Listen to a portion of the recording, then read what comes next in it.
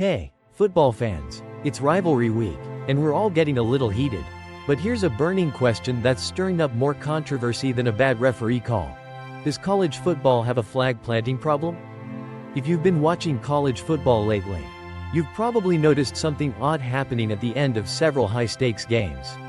It's not just the final score, it's the flag planting phenomenon. You know the drill.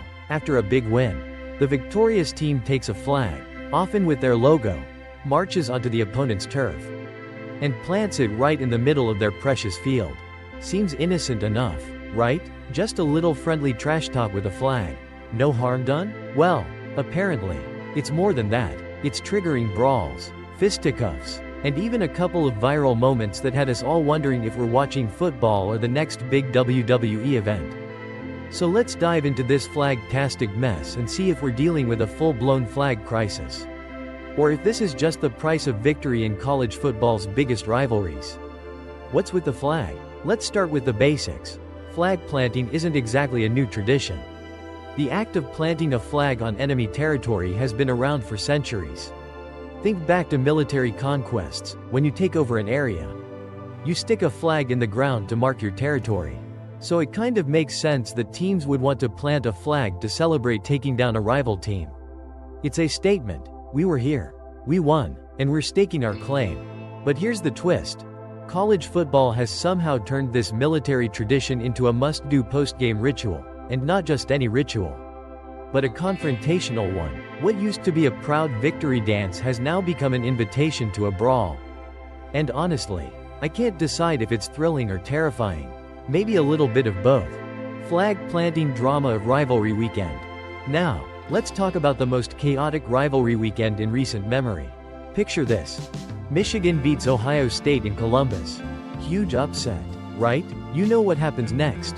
Michigan's Derek Moore storms the field holding the famous maize and blue flag. But before he can really get his celebration going, enter Ohio State senior Jack Sawyer. Who's not having it? Jack sees that flag, and like any good Ohio State player, he's not going to let the Wolverines have the last laugh on his turf. Cue the drama. A tug of war over the flag. Hands everywhere, tempers flaring, and before you know it, the whole scene looks more like a rugby scrum than a football game. And that's not even the end of it. No, this is college football, and things have a way of escalating. Fast forward to Clemson, where South Carolina players decide to plant their own flag at the center of the Tiger Paw logo.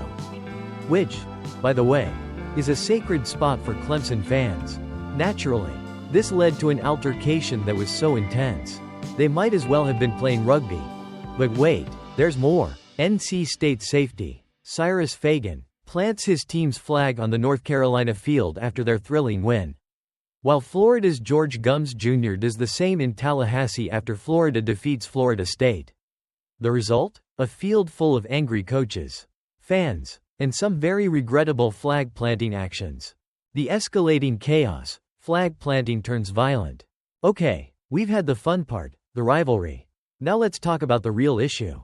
These flag planting celebrations didn't stay in the realm of good-natured ribbing.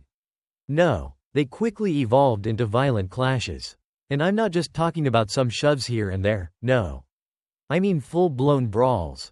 In Ohio State, things got so intense that law enforcement had to step in, and one of the officers even needed medical attention after trying to break up the altercation. That's right, fans and players went wild over some flags. South Carolina's win over Clemson was marred by similar violence, with players and fans getting physical on the field. The flag was no longer just a symbol of victory, it was a weapon. Coaches aren't exactly thrilled either. Florida State's Mike Norvell was seen tossing the flag off the field, and Clemson's Dabo Swinney called the flag planting a bad look.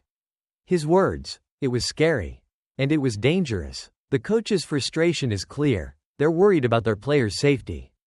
And rightfully so. When something as simple as a flag can spark such violence, you know there's a bigger issue at play. The call for action. Should flag planting be banned? So here's the million-dollar question. Should college football ban flag planting? Conferences are beginning to speak up about the growing issue. Big 12 Commissioner Brett Yormark suggested that all major conferences should get together to create a unified policy on flag planting. Our approach must be aggressive. This is unacceptable. he said, and ACC Commissioner Jim Phillips echoed similar sentiments. But it's not just about making rules, it's about enforcing them. The Big Ten imposed a $100 fine on both Michigan and Ohio State for their post-game chaos. Other conferences, like the SEC, are taking a more preventative approach by advising teams to remove flags from the field before the final whistle blows. SEC Commissioner Greg Sankey even joked that if players want to plant flags, they should play, capture the flag, or join the military. But here's the real kicker. Some players and coaches don't think flag planting is the problem at all. Former NFL player Jason Avant, now a sideline reporter for Michigan, had a different take. It's classless to start fighting over a flag, he said, but he also admitted that Michigan didn't take offense when Texas did the same thing on their field earlier in the season. So, maybe it's just a part of the rivalry game. Victory is sweet. And flag planting is a loud, obnoxious way to let the other team know they've been defeated. The flag, tradition or tension? Flag planting has deep roots in college football tradition. But the line between tradition and tension is starting to blur. It's clear that the act is no longer just a harmless celebration, it's become a catalyst for conflict. Coaches and conference officials are now looking for ways to minimize the violence. But will banning flag planting actually solve the problem? Or will it just create another layer of tension? One thing's for sure, college football is going through a transformation. With new media rights deals, expanded playoff systems, and rising tensions on the field, this once innocent act of celebration has become a symbolic battleground for college football culture. Will we see more fights and fines in the future? Only time will tell. So, what do you think? Should flag planting become a thing of the past? Or is it just a part of the passionate college football rivalry culture? Leave your thoughts in the comments below. And hey, if you enjoyed this breakdown of college football's flag planting fiasco, make sure to hit that like button. Subscribe to the channel for more awesome sports content. And don't forget to share this video with your friends. Until next time, keep the flags flying, and hopefully, keep the fighting to a minimum. Hey, football fans, it's rivalry week, and we're all getting a little heated. But here's a burning question that's stirring up more controversy than a bad referee call. Does college football have a flag planting problem? If you've been watching college football lately, you've probably noticed something odd happening at the end of several high-stakes games. It's not just the final score, it's the flag planting phenomenon. You know the drill. After a big win, the victorious team takes a flag, often with their logo, marches onto the opponent's turf, and plants it right in the middle of their precious field. Seems innocent enough, right? Just a little friendly trash talk with a flag. No harm done? Well, apparently, it's more than that. It's triggering brawls, fisticuffs, and even a couple of viral moments that had us all wondering if we're watching football or the next big WWE event. So let's dive into this flag-tastic mess and see if we're dealing. Hey there, football fans. American football, welcome back to the channel. If you're new here, hit that subscribe button, give this video a big like, and don't forget to share it with your friends, because you know they'll want to hear about this wild game. Trust me, you don't want to miss this one. Michigan just pulled off a shocking upset over Ohio State. But the real fireworks? They came after the game.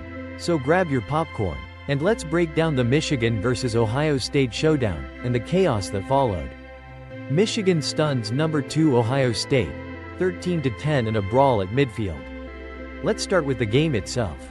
The Michigan Wolverines, coming off a huge win streak, just dealt a crushing blow to Ohio State's playoff hopes, taking down the number 2 team in the country, 13-10. Yep, you heard that right, 13-10. If you were expecting a high-scoring shootout, well, you're in the wrong stadium. This was a grinded-out, defensive slugfest that saw both offenses flounder more than a fish out of water.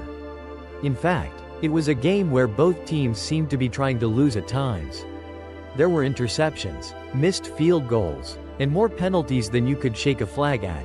But in the end, Michigan came out on top, and not just in the score column. With 45 seconds left on the clock, Michigan